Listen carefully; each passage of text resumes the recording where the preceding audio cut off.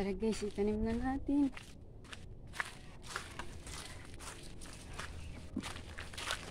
Para naman hindi masayang itong mga bangkok na to.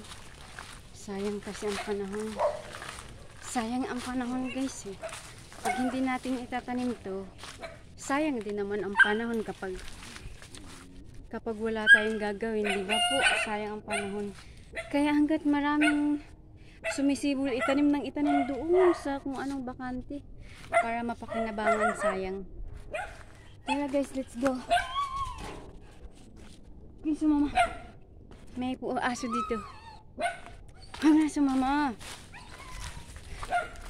Sama ng sama eh. Yung mga aso ko, sama ng sama. Ayun na, sasama.